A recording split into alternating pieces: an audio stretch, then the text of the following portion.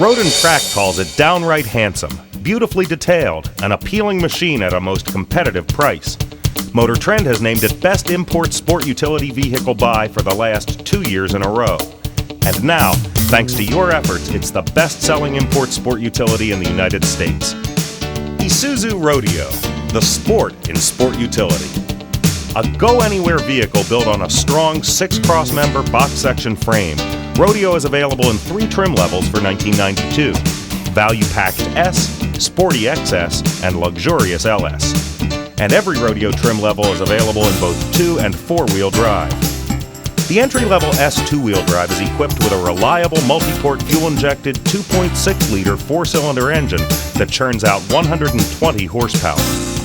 Optional on the S 2-wheel drive, and standard on all other Rodeos, is a fuel-injected 3.1-liter V6 that generates a stump-pulling 165 foot-pounds of torque, enough to give all 6-cylinder Rodeos an outstanding 3,500-pound towing capacity.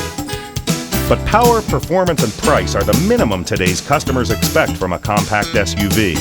In this crowded segment of the market, you've got to offer more, and Rodeo does.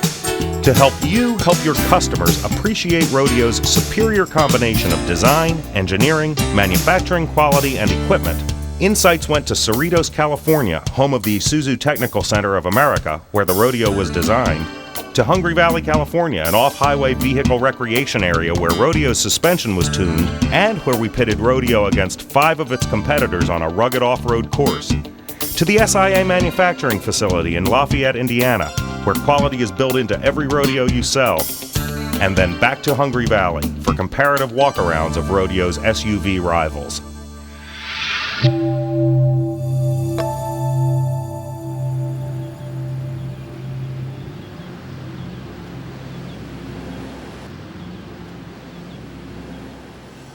The Rodeo started based on the pickup truck, and we wanted to have like a resin top on it, fiberglass top, and then take out the wall and create a 4-seater. We went from the 2-door to the 4-door version. The center round grille is now becoming an Isuzu theme. Also the vertical grille bars on either side. That was again a visual image from pickup trucks with grille bars in the front. That cab in the center, I think, does a lot of things. It stabilizes the vehicle front to rear so that it looks balanced, so that you know, an off-road vehicle, you don't want to look tail heavy or light in the front or any other combination. You want it to look like the 4 wheels are underneath the major part of the mass. With the short overhangs in the front and the rear, with this blackout area for the glass in the rear, with the strong pillar graphics of the windows in the front and the rear, you get a sense that when the windows are blacked out, that the pillars are like a roll cage. It creates a very strong, tough image. The wheels were designed here at ITCA, and our idea was that the wheels we wanted to look like they were aftermarket wheels. If you base the Rodeo on the pickup truck frame, the wheelbase is about 3 or 4 inches shorter. We had some choices to make. We chose to move the rear wheel back, which gives us a larger door. In doing so, it shortens the rear overhang. And if you choose to put the spare tire underneath the car, like a Ford Explorer or like the Toyota 4Runner, it makes the rear end much longer. And the disadvantage in that is, sure, you can get the spare tire underneath there, but you have a rear overhang that's so long that you can't take it off-road. We chose to put the rear tire up high and out of the way on the back end so that it didn't reduce our ramp angle. We could tell from the market that was developing and some of the other vehicles that were sold here that sport utility vehicles were growing. It was a small segment, but we identified it had a lot of potential.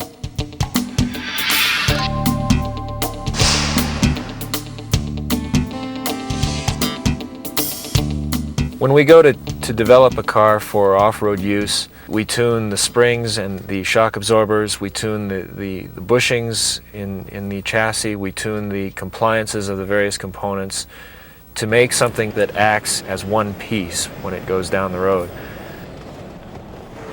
As the sport utility segment grows, what we find is that the market is demanding a more complete vehicle. A vehicle that does all of these various activities, off-road, on-road, in the city, in hazardous terrain, more car-like and more competently at all times.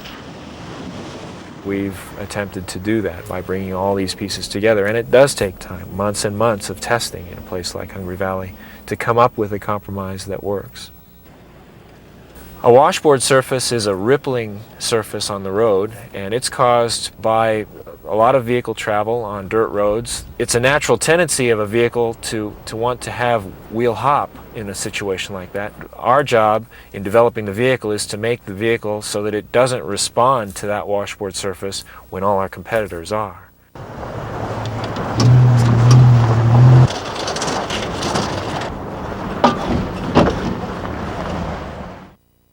In the sport utility market, there are a variety of different vehicles. Each of these vehicles does one or two things very well, and in order to be competitive, they've tended to try and pick out their own little niche. With the rodeo, our intent is to try and bring some of that together. We want to do many things well. The S10 is, in order to make the ride on that vehicle acceptably soft and free from harshness, they have put a lot of compliance into the suspension. That compliance works against you then when you try to negotiate a road that's got potholes or disturbances in it. That compliance serves to help steer the wheel. Compliance is when the wheel hits a bump, the wheel has to respond, has to do something. Well, it's going to move up, but it also will have a tendency to move back. And when it moves back, it's going to push against the suspension, and it's going to steer itself a little bit. And when it steers itself, of course, when a wheel steers, it goes off in that direction. So the whole car follows it, and we have this situation that feels like the vehicle is turning when you're holding the wheel straight. And that's a very unsettling feeling. We've had to take that compliance out of our suspension in the rodeo and get the softness in the ride by more sophisticated methods, by the design of the bushes in the body mounts, by the design of the shock absorber, so that we get that compliance that I was talking about before. We have to do it in a way without changing the steering of the wheels, because when we do that, we have that instability, which is not comfortable. The Explorer has a twin I-beam suspension in the front, and that has a very high unsprung mass. And that mass can be set to oscillating and can cause some pretty severe wheel hop. You can lose traction in the front, and you feel that in a lightness of the steering. The 4Runner has a reputation for being a very solid vehicle. Its off-road performance, though, leaves a lot to be desired. They just haven't put the time into the kind of tuning effort that we've done. And I think you can see that on washboard surfaces especially, where you'll have an awful lot of wheel hop with the 4Runner. With the rodeo, we spent a lot of time to make sure that the vehicle comes across as a complete whole unit. And when you drive it, you don't feel like the vehicle is out of its element. That is our work of tailoring the thing and making it fit. To describe it in terms of specifications is sort of missing the point. What we really tried to do was to make all of these components work together in a harmonious way. And in so doing, the customer feels satisfied, the customer feels comfortable with the vehicle, and he feels that he made a good purchase.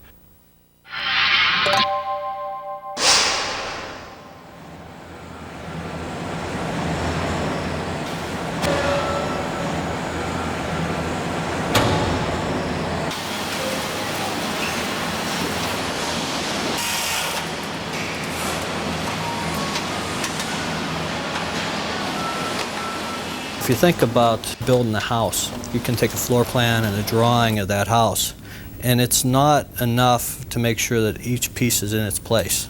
Okay, that's sort of the minimum level of acceptance. But a real craftsman won't just make sure the piece is in its place, but it's in the best place that it can be. They have to have the parts, they have to have the tools, they have to have the training, they have to have the supervision and the management so that they can really bring the engineering design to life and do it in a consistent manner and with craftsmanship that the customer will appreciate. We're currently producing 40-some different parts here for the rodeo, all the major panels that go on the rodeo. For that steel, Isuzu has selected all domestic suppliers, all U.S. suppliers for this steel. Gauge of steel is important and it's a balancing act. Of course, the thicker the steel, the stronger it is, and you think you have a much more rigid, stronger vehicle, just like in the good old days in the 50s when, you know, cars were made of real steel. The problem is that also adds weight, which also then detracts from the fuel economy. So the trick is to find the right thickness of steel, design the part in such a way that it is strong enough and does withstand the off-roading that the rodeo should go through, but yet be light enough to maximize gas mileage and that type of thing. In our process, we're using anywhere from 0.7 millimeter to 1.2 millimeter thickness. Most of the parts in the vehicle, especially all the parts that would see any outside, are all what we call galvanized. People may say, well, you go through other processes to prevent rust. The paint process, waxing, undercoating, those types of things. But if you get a pebble on the road and it happens to chip a little piece of paint, all of that comes off and all is remaining is the steel. So that protective galvanized coating is protecting the steel even if the paint would come off. Each of our presses has as high as 6 work stages. What separates a fender from a door is just the design of the tools that go in the machine at that one particular time. All those tools are removable. One of the things we really preach here is quick changeover, because quick changeover allows us to operate on a just-in-time basis. I like to look at it as we have the potential of making improvements on that part more times. Typically what used to happen when I was in the automotive industry before working for General Motors, we may run 1 month's worth of parts at one time. Well, if we found out later that something was wrong with that part, or it wasn't so bad, but you would like to improve it, it would help to improve it, well, you'd already lost 1 month before you could do anything. Well, here at SIA, on most of our parts, that time period has shrunk from 1 month to 3 days.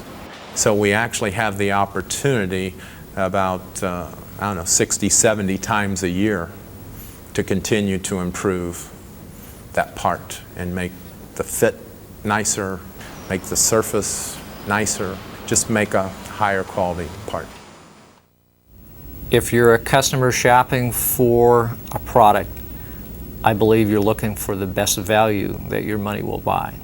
And the commitment of this organization to quality and being cost competitive, we're going to provide you with value for your money.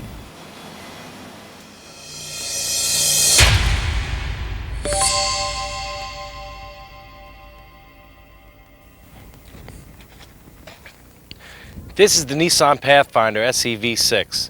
Originally introduced as a 2-door in 1987, the 4-door model came out in 1990.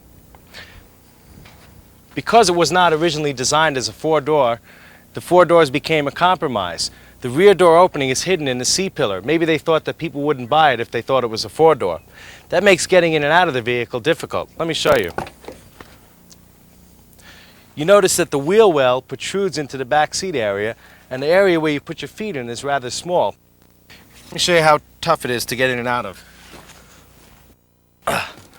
There's 3 inches less rear legroom than the Rodeo.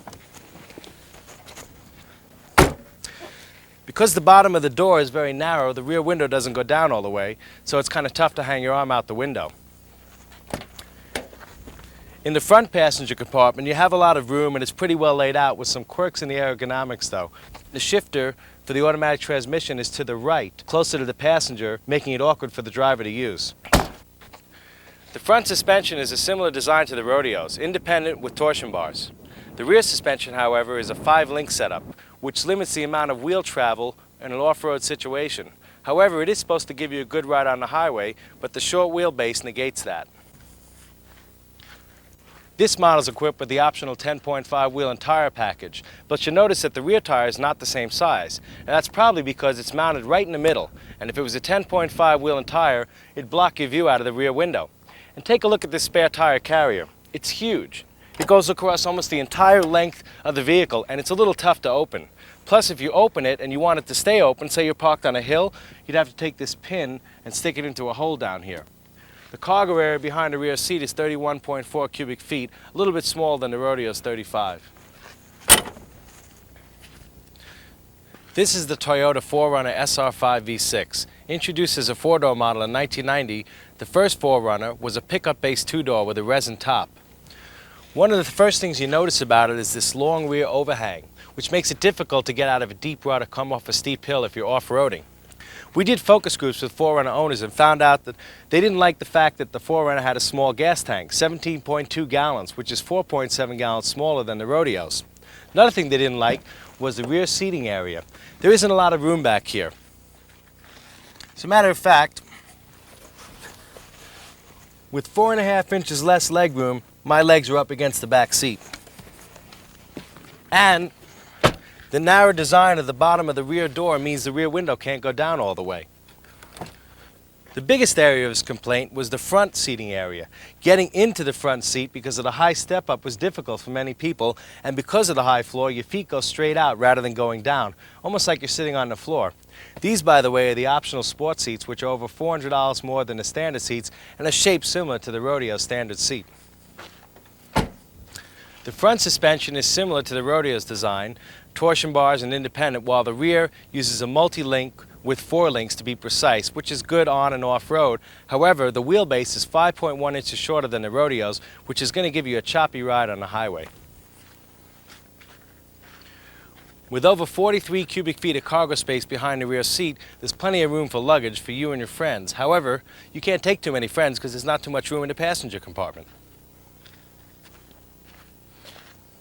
This is the Ford Explorer XLT. The Explorer is a popular vehicle. Last year, 250,000 units were sold. It was introduced in 1990 as a 91 model. Even though it's a popular vehicle, the Explorer's already had 5 recalls for transmission and fuel tank problems almost twice a year. Let's take a look in the back. The rear seat is comfortable and it has about 1.5 inches more leg room in the rear than the Rodeo, but the rear seat back doesn't come up even to my shoulders and there's no rear headrests. And as you can see, the rear window doesn't go down all the way. The suspension is coil springs in the front with leaf springs in the rear. It has a very long wheelbase, over 111 inches, which is good for a smooth ride on the highway, but it's limiting off-road. Between that, its heavy weight, lack of 10.5 tires, and low ground clearance, it doesn't really make a good off-road vehicle. The Explorer's spare tire is mounted underneath, and there is no outside spare tire carrier available. The Explorer is designed for somebody who's looking for a good, comfortable vehicle on the highway and around town, but if they're looking for a true SUV, good off-road vehicle, the Explorer is not the one to look at. This is the Jeep Cherokee Laredo. The Cherokee model was introduced in 1984 as a 2-door. As a 2-door, it was a small vehicle, and when they made it a 4-door, they didn't lengthen it in wheelbase or overall length at all, so it's still a small vehicle. The wheelbase is over 7 inches shorter than the Rodeo, giving you a choppy ride both on and off the road. The rear seating area has 1 inch less legroom than the Rodeo, and the seats don't come up that high, plus there's no rear seat headrest. But the biggest problem with the rear is getting in and out due to the small door openings.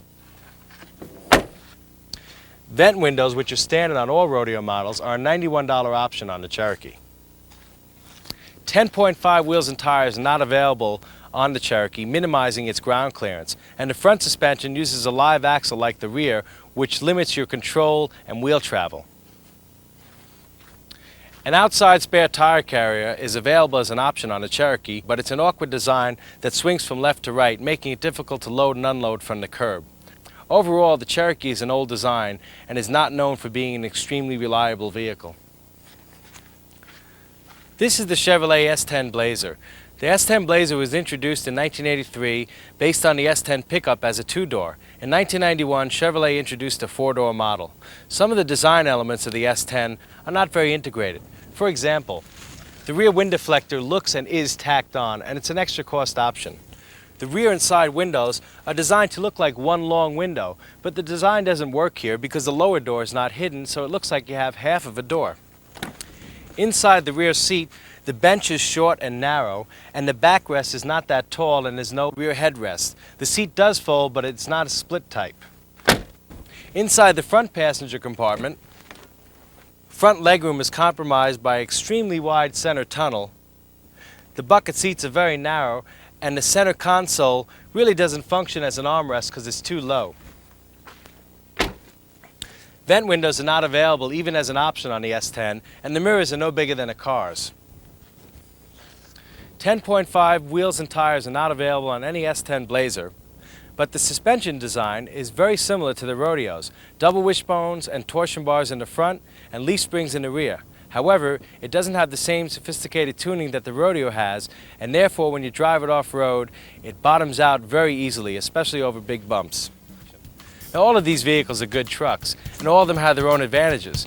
We think, though, that the advantages that the Rodeo has make it the best value in a compact sport utility. From its design, to its engineering, to its assembly, to its high level of standard equipment at a surprisingly affordable price, is it any wonder that Rodeo sales are up nearly 68% in the first 4 months of 1992? Or that Rodeo now outsells 4Runner, Pathfinder, and every other import sport utility vehicle in America? Use the competitive comparisons in your Just the Facts pocket guide and the April issue of Inroads magazine, along with the information in this Insights video release, to capitalize on Rodeo's momentum. Then it'll be easy for your customers to understand not only why Rodeo is the sport in sport utility, but the best in best sellers.